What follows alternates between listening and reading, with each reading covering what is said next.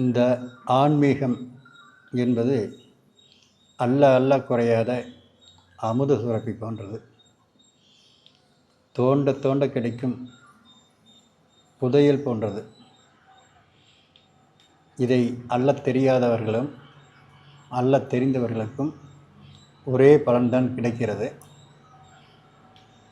ஆனால் எதையும் தெரிந்து செயல்படும்போது அதன் பலன் இரட்டிப்பாகிறது. இப்போ நாம் இந்த சாமியை வணங்குறதுக்கு நிறைய வழிமுறைகள் இருக்குது. இப்போ அந்த ஒவ்வொன்றையும் நம்ம சொல்லிட்டு வரோம். இன்றைக்கி இந்த திருநீர் இடுறோம். இந்த திருநீர் இடும்போது என்ன பலன் கிடைக்குது? இப்போ நிறைய பேர் பார்த்திங்கன்னா சாமி கும்பிடுவாங்க. சாமி கும்பிட்டதையுமே ஒரு விரலில் எடுத்து இந்த சந்தன விரலில் அல்லது மோதிர விரலில் எடுத்து இப்படி வைப்பாங்க. அதில் பலன் இருக்கிறது. ஒரு சிலர் திருநீரை இந்த 3 விரல் எடுத்து இப்படி வைப்பாங்க. இதில் மிகப்பெரிய பலன் இருக்குது. இப்போ நம்ம உடம்பில் 3 பைகள் இருக்குது. சிறுநீரகப்பை, இரைப்பை, பித்தப்பை. இந்த 3ஐயும் இயக்கக்கூடிய விதம்தான் இப்படி 3 விரலில் இடுறது. இந்த இடத்துல நம்ம பிட்யூட்டரி சுரப்பி என்று சொல்லக்கூடிய திலர்த வர்மம் என்று சொல்லக்கூடிய ஒரு வர்ம புள்ளி இந்த இமைக்கும் இந்த இமைக்கும் இடையில் இருக்கிறது. அந்த பகுதியில் நாம் இந்த திருநீரை வைக்கும் பொழுது அந்த புள்ளி இயக்கம் பெறும்.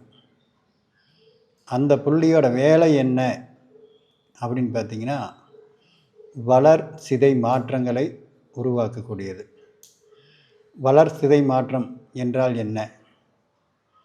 நம்ம உடம்புக்குள்ள உயிர் அணுக்கள் இருக்குது. அந்த அணுக்கள் வளர்ந்துட்டே போயிட்டு இருந்துச்சுன்னா நம்மளோட ஆயுள் காலத்தில் வீட்டுக்குள்ளே நாமெல்லாம் போக முடியாது.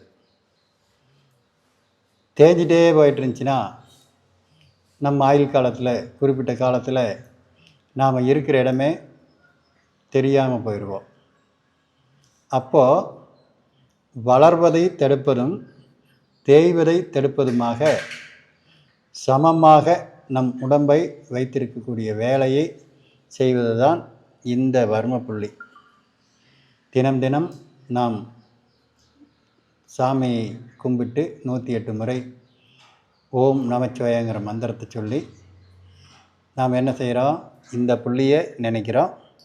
அதன் பிறகு இந்த உச்சி புள்ளியை நினைக்கிறோம். கண்ணை மூடிட்டு அதன் பிறகு கண்ணை விழித்து தீபத்தை பார்க்கிறோம். அப்போது இந்த புள்ளி உயிர் பெறுது, இந்த உச்சி புள்ளி உயிர் பெறுது. இந்த திருநீரிடும் பொழுது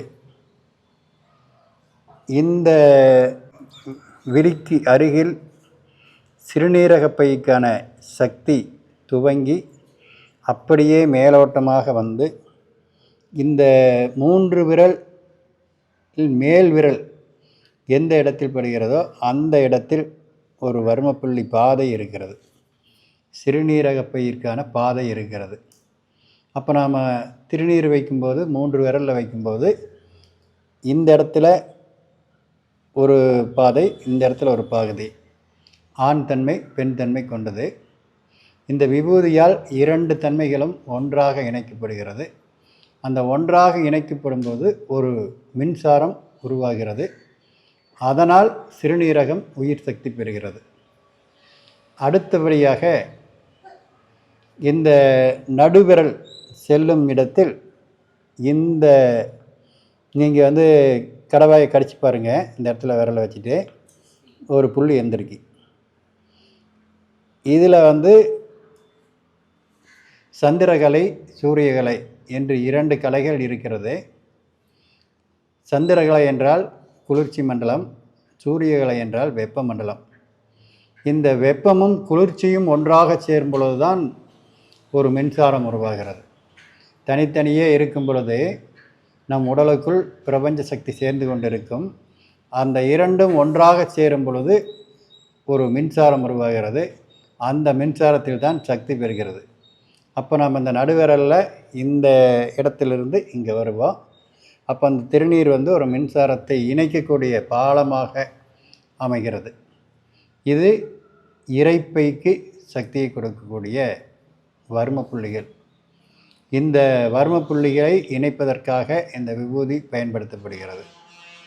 மூன்றாவதாக இந்த கண் இமைக்குள் தான் பித்தம் தங்குகிறது.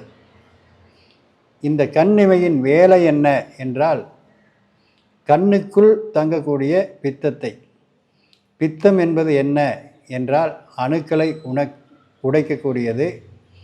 அது இருக்க வேண்டிய இடத்தில் இல்லாமல் வேறு இடத்தில் சென்றால் அது புண்ணாக்கக்கூடியது. அந்த புண்ணாக்கக்கூடிய தன்மையை குளிர்ச்சியாக மாற்றக்கூடியது தான் இந்த கீழ்ப்பகுதியில் இடக்கூடிய விபூதியின் வேலை. ஆக நீர்மண்டலம், வெப்பமண்டலம், பித்த மண்டலம் என 3 மண்டலங்களையும் ஒரே சமயத்தில் இயக்கக்கூடிய வித்தை தான் இந்த விபூதியின் வேலை. இதை நீங்கள் திரும்ப திரும்ப இந்த விஷயத்தை பார்த்து நீங்கள் வீட்டிலே முதல்ல பட்டை போடுறதுக்கு வெக்கமாக இருக்குது, எப்படா நாம் போடுறது அப்படின்னு ஒரு சிலருக்கு சந்தோஷமாக இருக்குது. அதை நீங்கள் வீட்டில் போய் தினமும் இதை செஞ்சு பாருங்கள். செஞ்சு பார்க்கும்போது நம்மோட தன்மைகள் மாறுவதை பார்க்க முடியும். இந்த ஆன்மீகத்தை பொறுத்த வரைக்கும் எல்லாமே அறிவியல். ஒவ்வொரு இடத்துலையும் அறிவியலை மறைத்து வைத்து பலனை மட்டும் கொடுத்திருக்கின்றார்கள். இதைத்தான் நான் முதலில் சொன்னேன். தெரிந்து செய்தாலும் தெரியாமல் செய்தார்கள் ஆன்மீகத்தை பற்றி முன்னோர்கள் நமக்கு சொல்லிக் கொடுத்திருக்கின்றார்கள். அதை முறையாக நாம் பயன்படுத்தும் பொழுது கட்டாயம் நம் வாழ்க்கை வெளிச்சமாக மாறும். அந்த ஒளியை பெறுவதற்கான வித்தையில் இந்த முறை ஒன்று. நம் உடலில் 18 இடங்களில் திருநீறு பூசுவது, 2 இடங்களில் திருநீரை போடுவது, அதாவது வாயிலும் தலை உச்சியிலும். ஆக 20 இடங்கள் இருக்கிறது. அந்த 20 இடங்களை பற்றி ஒவ்வொன்றாக தெரிந்து கொள்வோம். அந்த 20 இடங்களை தெரிந்து கொண்டு அந்த இடங்களில் இந்த விபூதியை பயன்படுத்தும் பொழுது நம்மை அறியாமல் நம் வாழ்க்கை உயரத்தில் நிற்கும். இறைவனின் அருளை பெறும். இதில் எந்த விதமான மாற்றமும் இல்லை.